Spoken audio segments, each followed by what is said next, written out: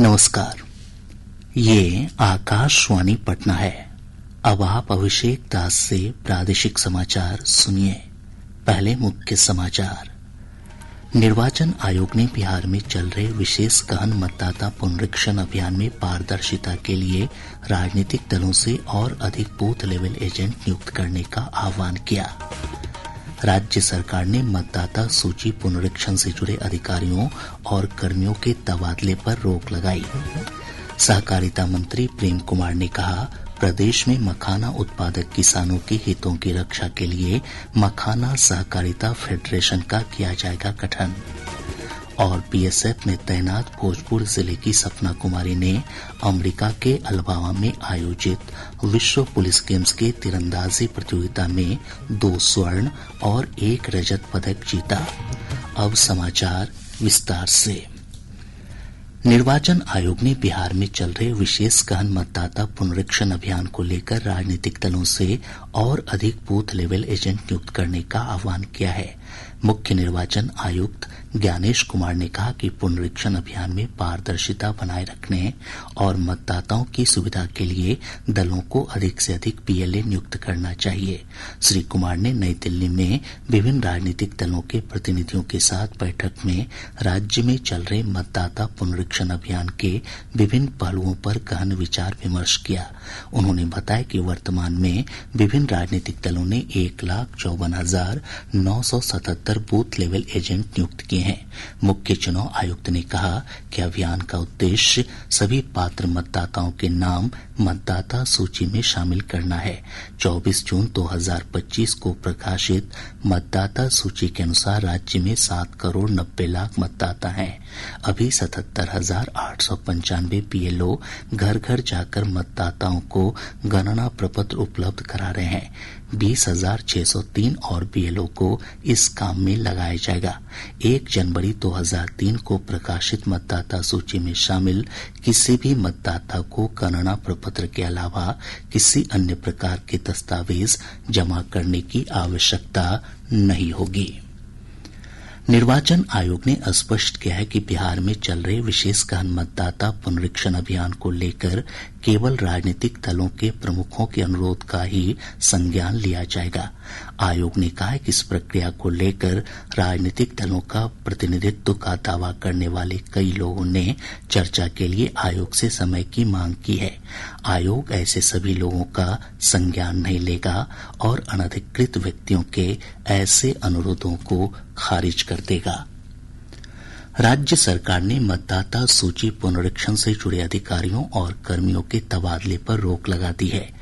मुख्य सचिव अमृतलाल मीणा ने इस संबंध में सभी प्रमंडलीय आयुक्त और जिलाधिकारियों को आदेश जारी किया है। आदेश में कहा गया है कि इस महत्वपूर्ण कार्यक्रम में शामिल सभी पदाधिकारी और कर्मी की 100% उपलब्धता सुनिश्चित की जाए। साथ ही इनके द्वारा निष्पादित किए जाने वाले विभागीय कार्यों के लिए समुचित वैकल्पिक व्यवस्था भी सुनिश्चित की जाए। लोक जनशक्ति पार्टी रामविलास के अध्यक्ष और केंद्रीय मंत्री चिराग पासवान ने कहा है कि मतदाता पुनरीक्षण प्रक्रिया का विरोध कर विपक्षी पार्टियां बिहार विधानसभा चुनाव में अपनी होने वाली हार का ठीकरा आयोग पर फोड़ना चाहती है। श्री पासवान आज पटना में राज्यपाल आरिफ मोहम्मद खान से मुलाकात के बाद पत्रकारों से बातचीत कर रहे थे। इलेक्टोरल एक्सरसाइज तो अलग हो रहा है, इनकी हार का बहाना ढूंढने की एक्सरसाइज एक तरफ चल रही। तथाकथित जितने भी इंडिया अलायंस के लोग हैं ये अलग एक्सरसाइज में लगे हुए हैं कि भैया नवंबर में बहाना क्या देंगे। विधानसभा चुनाव को देखते हुए जदयू अध्यक्ष और मुख्यमंत्री नीतीश कुमार ने आज पटना में पार्टी नेताओं के साथ बैठक की। बैठक में जिला स्तर तक के पार्टी पदाधिकारी मौजूद थे। बैठक के दौरान मुख्य रूप से विधानसभा चुनाव की तैयारियों की समीक्षा की गयी। राष्ट्रीय लोक जनशक्ति पार्टी के राष्ट्रीय अध्यक्ष पशुपति कुमार पारस ने कहा है कि उनकी पार्टी महागठबंधन में शामिल होगी।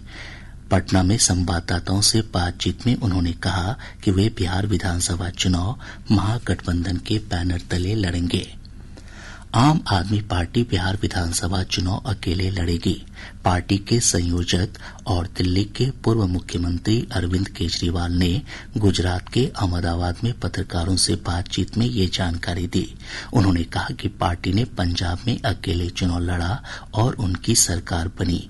बिहार में भी पार्टी पूरी ताकत के साथ चुनाव लड़ेगी। लोकसभा अध्यक्ष ओम बिरला ने कहा कि लोकतंत्र में शहरी स्थानीय निकायों की महत्वपूर्ण भूमिका है।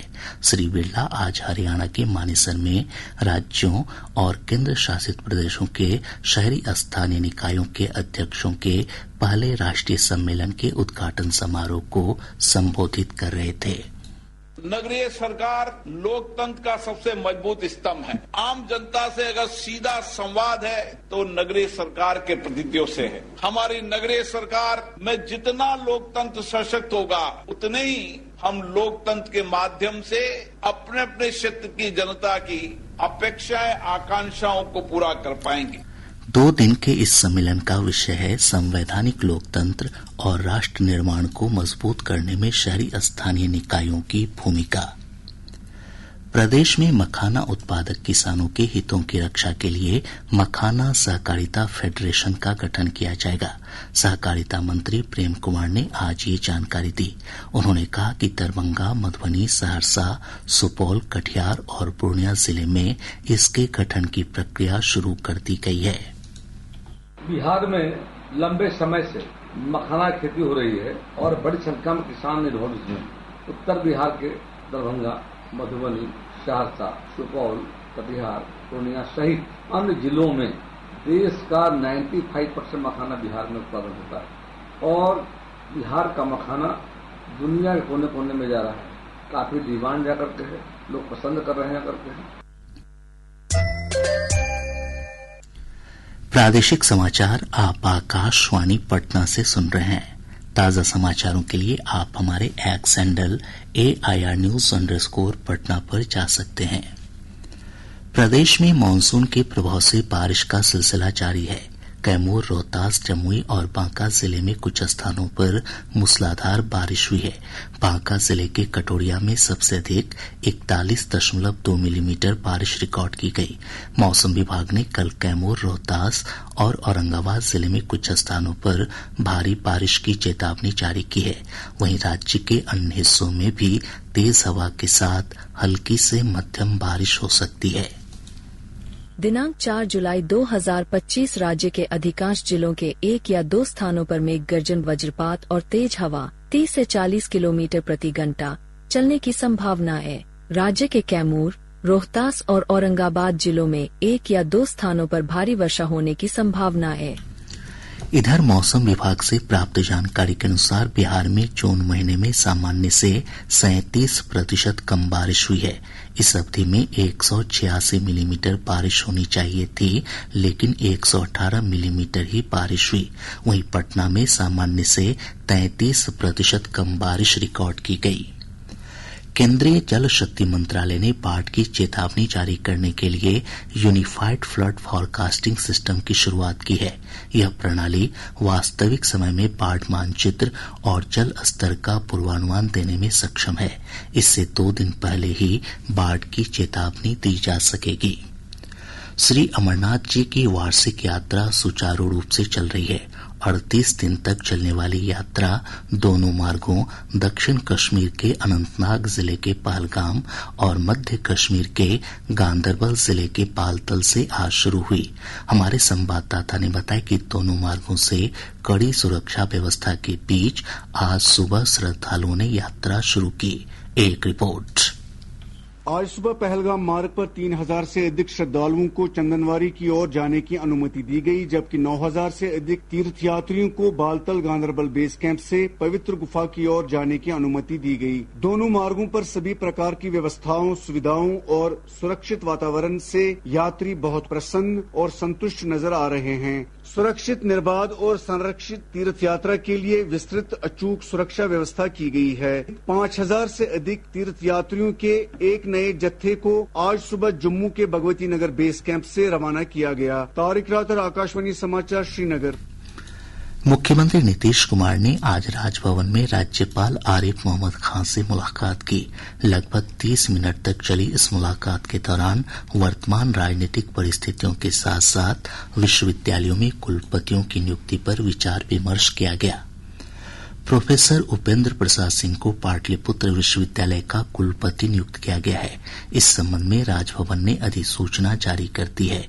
उनका कार्यकाल नियुक्ति की तिथि से 3 वर्षों के लिए होगा। प्रोफेसर सिंह पटना स्थित टीपीएस कॉलेज के प्राचार्य पद से सेवानिवृत्त हुए हैं।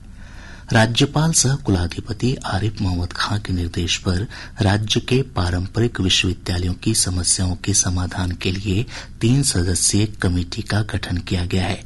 इस कमेटी में पटना विश्वविद्यालय, पूर्णिया विश्वविद्यालय और जेपी विश्वविद्यालय छपरा की कुलपति शामिल हैं। यह कमेटी समर्थ पोर्टल की समस्या के निराकरण और उसके कार्यान्वयन के लिए 15 दिनों के अंदर अपनी रिपोर्ट शिक्षा विभाग को सौंपेगी। निगरानी जांच ब्यूरो की टीम ने सहरसा के जिला मत्स्य पदाधिकारी सुबोध कुमार को 40,000 रूपये रिश्वत लेते रंगे हाथ गिरफ्तार किया है। गिरफ्तार अधिकारी शिकायतकर्ता से प्रधानमंत्री मत्स्य योजना के तहत मछली बिक्री केंद्र के निर्माण के अनुदान के नाम पर घूस ले रहा था। निगरानी जांच ब्यूरो ने घूसखोरी के मामले में इस वर्ष जून महीने तक 46 अधिकारियों और कर्मियों को गिरफ्तार किया है। यह पिछले वर्ष इसी अवधि की तुलना में लगभग 4 गुना अधिक है। इस वर्ष सबसे अधिक 8 सरकारी कर्मियों की गिरफ्तारी पटना से हुई है। रेलवे ने रामायण यात्रा टूर पैकेज में माता सीता की जन्मस्थली सीतामढ़ी के पुनौरा धाम और नेपाल के जनकपुर स्थित जानकी मंदिर को भी शामिल किया है। IRCTC से प्राप्त जानकारी के अनुसार इस पैकेज के तहत प्रभु श्री राम से जुड़े धार्मिक स्थलों का श्रद्धालुओं को दर्शन करवाया जाएगा। यह यात्रा 25 जुलाई को अयोध्या से शुरू होगी और रामेश्वरम में समाप्त होगी। सीमा सुरक्षा बल BSF में तैनात भोजपुर जिले की सपना कुमारी ने अमेरिका के अलबामा में आयोजित विश्व पुलिस गेम्स में 3 पदक जीते हैं। सपना ने तीरंदाजी प्रतियोगिता की अलग अलग श्रेणियों में ये पदक प्राप्त किए। सपना ने फील्ड आर्चरी में स्वर्ण, 3D आर्चरी में स्वर्ण और टारगेट आर्चरी में रजत पदक प्राप्त किया है।